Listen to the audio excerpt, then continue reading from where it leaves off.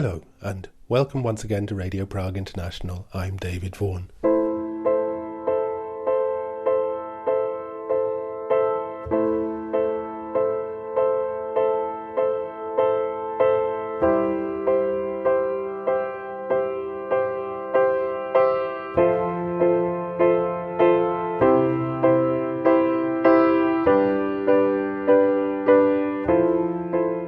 In this, the last episode in our series, A Stitch in Time, where young people tell stories from their family history, we have a taste of sugarcane from Guangdong province in China. We meet a Jewish boy in Baltimore who remembers his own circumcision, and a teenager from Brno takes us to a twilight zone of the unexplained.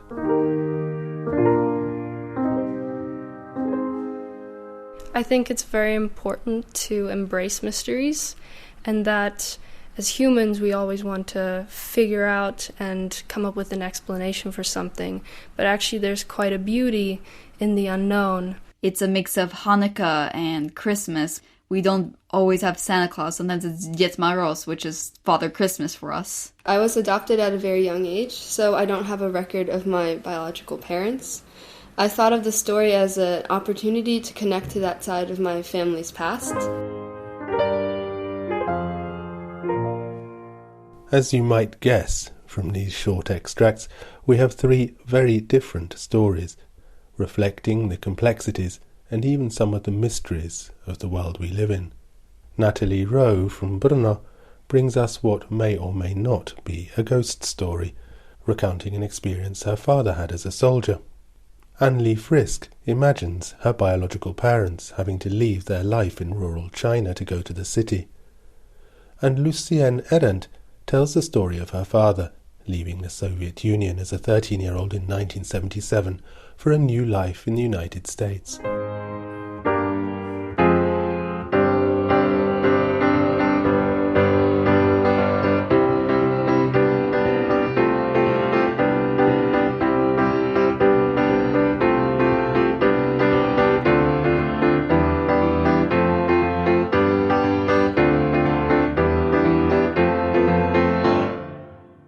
I'm Lucy, or Lucienne Arendt. I'm 13 years old and I live in Prague, or Prague 7, near Letna Park and Stromovka. The thing about roots, I have come to realize, is that they fulfill the same purpose for people as they do for plants. Roots keep you connected to the world and standing upright, but they do so invisibly, stretching deep into the past. I decided to write about my grandparents and my father around the time when they managed to escape Russia during the USSR and managed to end their early life in America. I often connect my 13 stable years of life in Prague to my father's journey, which twisted and twined all around the globe, ending up in Prague, but with a long American odyssey through Los Angeles, Chicago, and Baltimore, until, if we move backward along all the stories I've heard, we finally get to the very beginning, Leningrad, USSR's city of white knights and grand bridges opening for passing ships, with the small ghosts of former communist pioneers, my dad among them, wearing red ties and marching around in perfect lines. It was right at 13, my age now, that my dad's life was transformed. Up until then, he lived 1 year to the next in a communist-era communal apartment, which held 5 Leningrad families, each family in one room, all sharing the kitchen and the bathroom.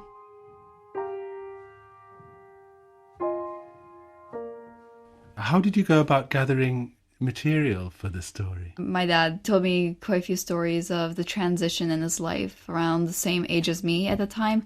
And my grandparents live around the street from where I live, so I managed to visit them often and hear stories from them. My dad was admitted to an elite school because they thought he was a genius since he could recite Pushkin's poetry by heart. That didn't last long. He had so much difficulty reading books and doing his homework that these days he would probably be diagnosed with dyslexia. My grandfather was so anxious about it that he would read all my dad's homework out loud to him. Of all the books which my grandpa recited, Dad's favorite was the Russian version of Kipling's famous The Jungle Book. He was fascinated by the elegant Black Panther Bagheera, portrayed as feminine in the Russian translation. Right as they finished the last Jungle Book story, Dad's whole school class was marched through the streets of Leningrad to demand freedom for the beautiful civil rights activist Angela Davis, a member of the American Black Panther Party. Dad was a bit confused about the connection between Bagheera, the majestic Black Panther who stalked through his dreams of being Mowgli, and the lovely heroic woman on the posters who was locked up in an American jail. He longed to go to the USA, to free Angela Davis, the human Bagheera, when suddenly, just like the magical journeys that he had only known from his books, his mother told him that his family was going on exactly this adventure. Like any good book adventure, he was sworn to secrecy about their plans to get to America. His parents were worried that if one thing went wrong and they had to stay in Russia, everyone would treat them badly if they knew they had tried to leave. My grandpa had already lost his job as an engineer and was made to work in a boiler room for months just for applying to get out of the USSR. At that time, my grandparents were among the first people to receive Jewish refugee status to go to America. My grandma once told me that a major reason she took the risk, which might destroy their lives, was because Dad was such a poor schoolboy that she knew he would end up in the Soviet army, and she desperately did not want that. She was an epidemiologist who had to report on the health conditions of the city schools. Even though her salary was nothing, she many times refused bribes to look the other way from schools that didn't follow the regulations that would keep kids safe. But none of her strength ever erased the cruel words of the border guard who searched their suitcases before finally letting them go. Good for you. You are never going to see your family alive again. In too many cases, he was right. In Baltimore, the first home that was in Russia, everything that surrounded my family was different and strange. Everything in the apartment had been donated, including the apartment. Dad had his own room after a lifetime spent in the same room with his parents. But the furniture in it was a white and gold princess bedroom set meant for a girl, including a bed with a fancy decorated bedpost, a lavish dresser, and a curvy wardrobe. My teen dad just ignored the feminine furniture, happy enough to have his own space. Later, he made the room more his own, with a poster of Bagheera on the wall, and with American Revolution bedsheets and curtains. But my grandma would walk into his room every day to sit on the bed and look around in amazement. This was the very furniture that she had dreamed about having as a little girl. This was a little piece of the childhood she had longed for and could now finally enjoy. Meantime, my dad and my grandpa were having their own adventures. The first morning, it was time to explore. To be respectful to their new country, they put on their very best clothes, including fancy ties. In all this formal dress, they strolled farther and farther into Baltimore's downtown. Soon, they started to notice that everyone on the street around them was an African American. Dad had only seen a few black people in his life, maybe 2 or 3 African students who came to university in Russia. Now, he wondered if these people belonged to the heroic Black Panther Party and even knew Angela Davis personally. My grandpa and dad went into stores to look at all the unknown things and try to understand what everything was. Of course, they spoke to each other in Russian since they had so little English, and people looked very surprised when they heard them. That evening, when they told the representatives of the refugee organization about their day, their hosts were upset, informing them that they had wandered into Baltimore's ghetto, a tough, dangerous neighborhood. It never occurred to them that this was a scary or poor area. Everyone had been very nice. Was it true after all what they had been taught in the USSR about American race problems? Or was it Soviet propaganda? More than anything, my grandparents wanted my dad to try to fit in. My grandma was determined that my dad would not seem like a misfit around American kids. Using what they knew about American style, which came from underground disco records they had managed to hear at family and friends' houses, and smuggled foreign magazines in Russia. They bought Dad a blazing pair of striped disco bell-bottom pants for his first school day, and a pair of tall platform shoes to round out his look. When Dad started school the next week, he may not have fit in as much as his parents had hoped, since the other kids were much more calmly dressed in faded jeans and worn sneakers. But, judging from the surprised and intrigued looks they shot his way, they took him for a miniature rock star. At least, this is what my dad has always believed. He can't be sure since for the first year he struggled to understand a word that anyone in school said to him. Still, another complicated issue that my grandparents had to decide about because they wanted so much for my teen dad to fit in with his new country was the question of circumcision. Most Jewish boys around the world are circumcised at 7 days old when they are infants. But in Russia, religion was suppressed and this ritual was mostly given up. Of course, most American boys are also circumcised when they are infants. My grandparents felt worried that a boy who looked quite different physically from other American boys in school locker rooms would always be teased. The painful result is that my dad might be one of the only men on this planet who can remember his own circumcision perfectly. I will end by sharing what my grandmother told me when I asked her when it was the first time after leaving Soviet Russia that she felt truly free. Her reply was this. 1 year after they made it to Baltimore, my grandfather applied for a job as an engineer in Chicago, and he got the job. In the USSR, there was no such thing as just deciding to get a new job and relocating because you wanted to.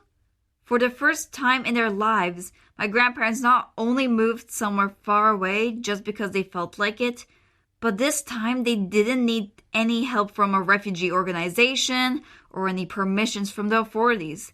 They packed and went. They were free people who lived in a country where they had the power to start a new life again, whenever and wherever they wanted. You talk about your father and your grandparents going from the Soviet Union to the United States. How did the family end up in the Czech Republic? And is that where you've spent your whole life? Yeah, I was born here.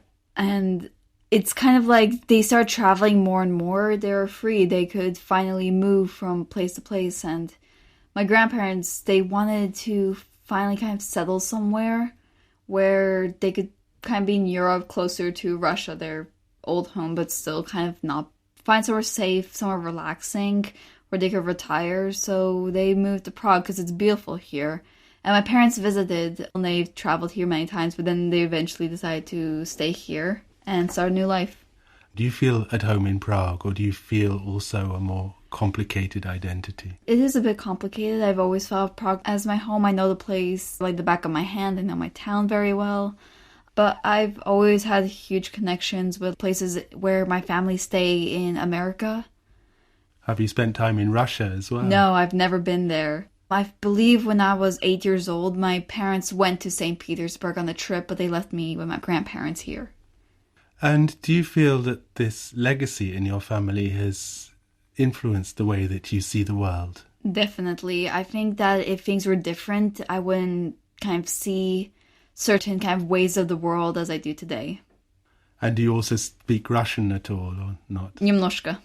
And so you can speak with your grandparents, you can speak Russian together. Yeah, I do speak Russian with them. And you have some Russian traditions at home, some Czech traditions, yeah, some exactly. American traditions, some Jewish traditions. Do you mix them all together? We do mix them all together. For example, December, it's a mix of Hanukkah and Christmas, but we don't always have Santa Claus. Sometimes it's Dzień Mróz, which is Father Christmas for us. So really, is that really it's fun. A bit of everything? It is.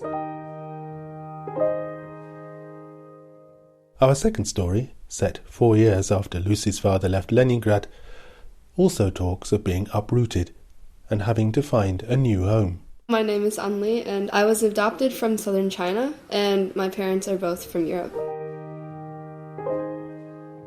I was adopted at a very young age, so I don't have a record of my biological parents. I thought of the story as an opportunity to connect to that side of my family's past, and that would be interesting to draw upon historical research to inspire it. And the economic reformation of the 1980s in China particularly stood out to me. So my piece is really just a speculation of their experiences. Andy's story is short, so let's hear it in its entirety.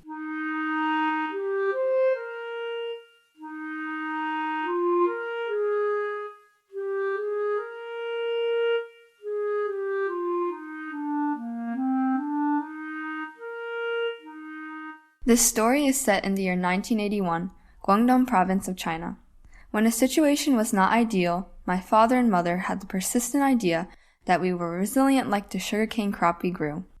I don't know if it really holds true, or if it's something parents tell to console. I eyed the setting sun over the vast green of our fields, the sun slowly filtering out of the horizon. If I really think about it, the sun and the cycle of harvest and planting set the pace of life. A sweet humidity filled the air, and there was no longer the beating sun of the day. Before I enjoyed it too much, I crossed the courtyard and into our dwelling. I was invited by the aromas of supper that began to permeate the air and the promise of a full stomach. Arriving before I was called garnered an almost imperceptible appreciation, but I sensed a sad tension in Ma. Before I took to figuring out why, Pa walked in.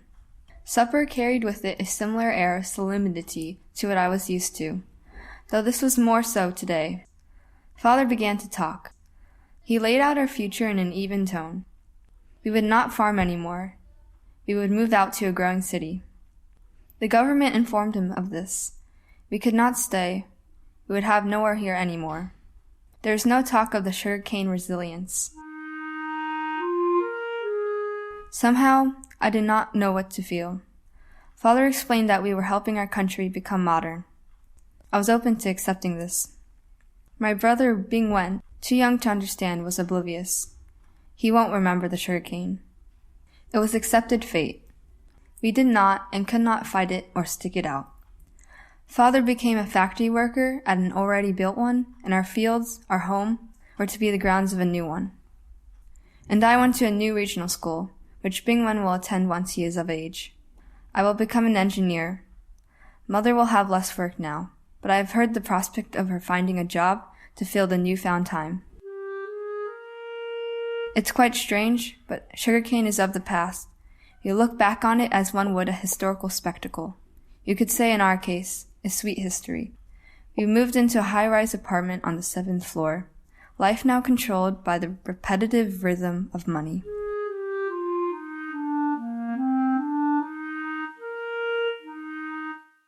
I feel quite disconnected from my biological family. So I guess maybe I could kind of relate by having to dive into their experiences.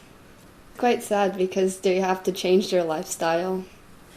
So I more so felt kind of sad and empathizing with their situation.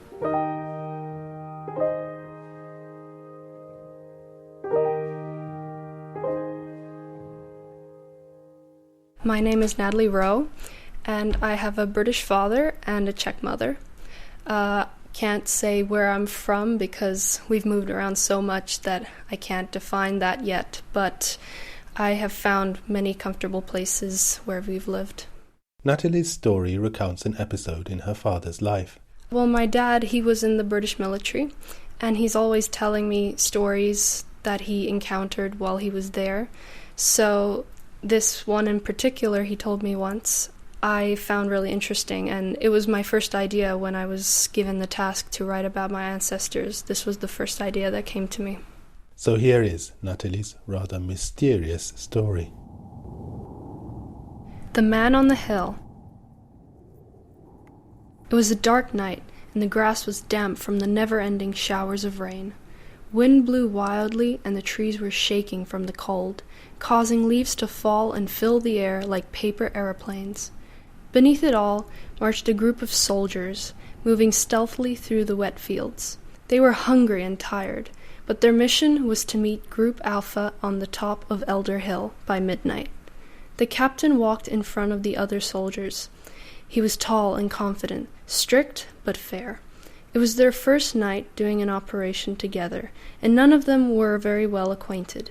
Nevertheless, they were approaching the meet point fairly quickly, and it looked like they were going to arrive just on time, when one of the soldiers came to a halt.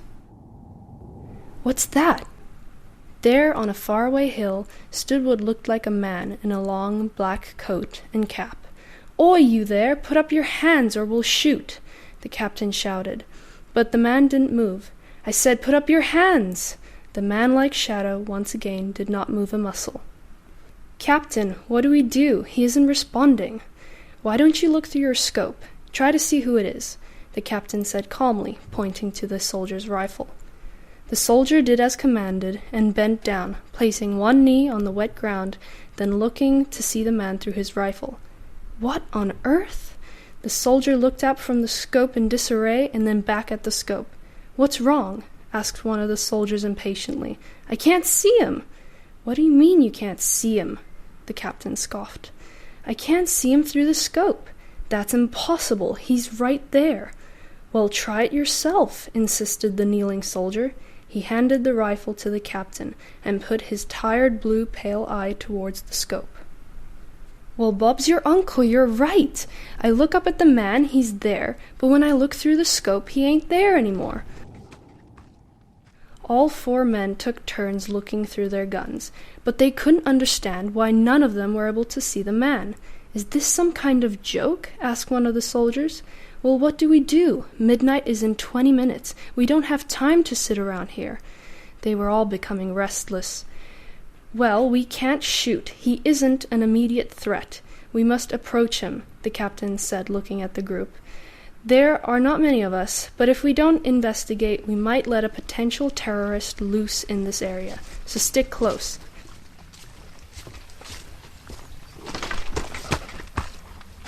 They started walking towards the man.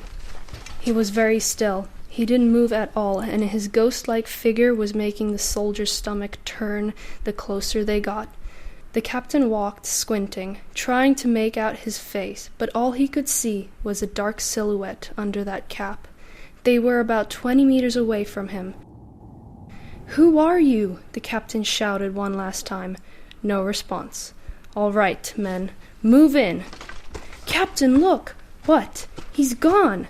The captain looked back. The figure was nowhere to be seen. They started running to the hill, but by the time they reached the top, there was nothing left. "Where could he have gone? What was that? That's impossible to get off the hill this quick. We would have seen him. Captain, what do we do?" "We go back. There is nothing we can do now. I don't know what that was, but we have to focus on what we came here to do." And with that, the soldiers continued on their journey. But none of them were able to stop thinking about what they just saw. They got to Elder Hill, but there was no sign of the other group. So they waited around and watched, alert.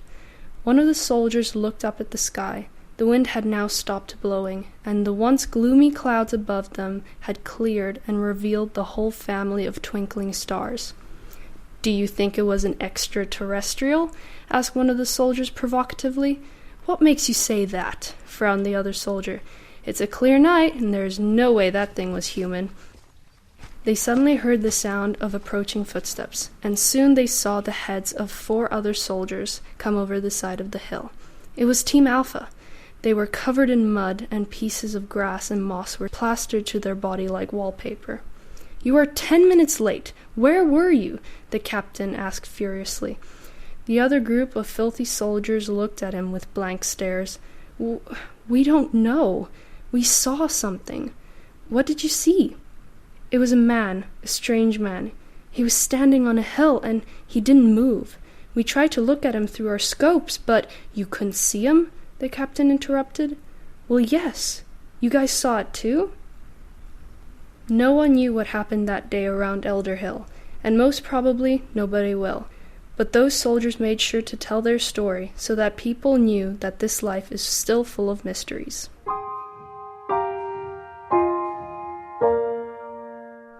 Would you define it as a ghost story?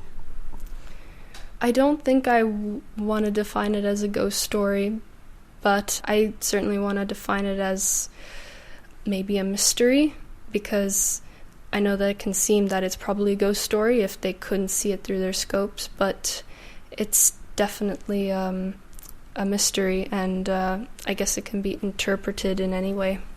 And how does your father interpret it?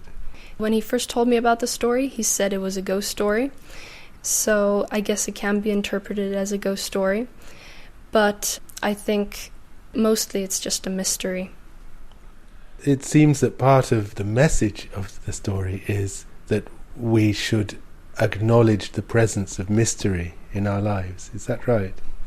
I think it's very important to embrace mysteries, and that as humans we always want to figure out and come up with an explanation for something, but actually there's quite a beauty in the unknown, and it certainly makes a great story. And that was Natalie Rowe.